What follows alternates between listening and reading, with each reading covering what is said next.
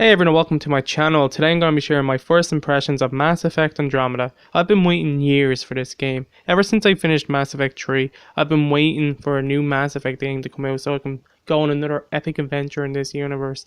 And even though you don't play Commander Shepard this time around, you play either male or female Ryder. And the cool thing about this game is, depending if you pick male Ryder, there's still your sister female Ryder in the game, and vice versa. While this hasn't gone anywhere for me yet, it's been pretty minor and non-existent. I'm wondering if it's going to make a difference later on. I am having a lot of fun, but I am also disappointed at the issues that are in the game that I've run into already. I'm sure you've already heard of this one, but the facial animations aren't the best.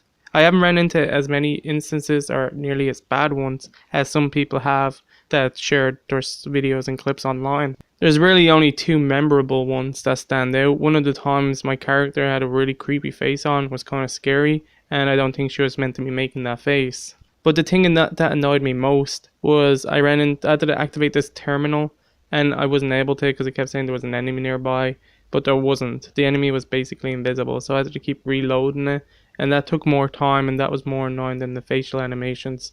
While facial animations are annoying and shouldn't be there, at least I can still watch the cutscene and see what's happening. But when you have to reload the area, that takes you out, and that's more time consuming, and it's more annoying for me personally. You don't pick a class this time around. You have a thing called profiles where you can swap they're basically classes, but you can swap out at any time. If you pick a soldier, you're not stuck playing a soldier for the rest of the game. But the profile swapping is unique to the story mode and not for multiplayer. I'll talk about multiplayer in a minute. When it comes to the squad in Mass Effect Andromeda, I find them to be alright. I find Cora to be the most interesting one so far. I do expect to be using her as a companion for most of the game, if not all of it. If I find her the most interesting all the way through, I'll be using her the most. The story in the game hasn't fully hooked me yet, but it's a game set in a new galaxy, new team making it, and a new cast. I didn't expect it to start with a big explosive intro kind of like Mass Effect 2. I expected this to kind of have a slower start to set things up, which is understandable. I really hope BioWare bring out patches for this game, because the problems this game have shouldn't be here. The game should have been delayed to at least August. It's like you expect something Mass Effect, when it has that name, to be polished when it releases.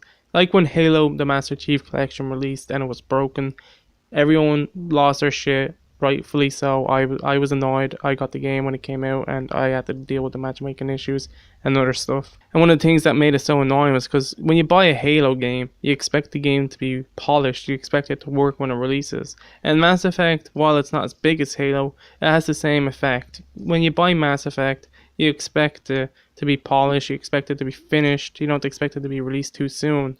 And I feel like this game could have done with a few more months. Now the multiplayer, I have to say, I played a lot of Mass Effect 3's multiplayer.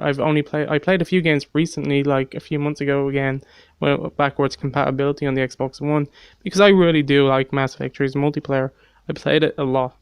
And the best thing about that is if you like Mass Effect 3's multiplayer, you're gonna love Mass Effect Andromeda, because it's basically Mass Effect 3's with the improvement to gameplay from Mass Effect Andromeda. It's faster paced. You're fighting new enemies, because obviously the Reapers are not part of this game. And BioWare have already stated that all multiplayer content to the game will be free, because the game does have microtransactions, but you can skip it. You don't need to ever buy anything in this game, because you earn everything in game. And from the amount that I've been getting after each game, it hasn't been that scabby. It will take a few matches to get the really good packs, but it's better than needing to use real money. You can use real money if you want. I don't advise it, but it's up to you in the end. So overall, I'm having fun with the game. I'm disappointed that it didn't get the delay. It should have gotten to August, so they could have polished it a little bit more.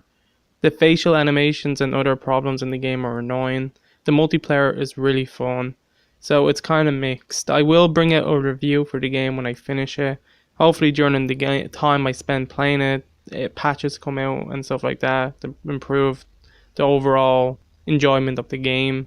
So that's my first impressions of Mass Effect Andromeda. Let me know what yours are if you played it, or if you played the original trilogy. Which one is your favorite of the original trilogy? I will have my I was gonna say I will have my Mass Effect review. I will have my Breath of the Wild review out hopefully next week. I'm almost finished the game.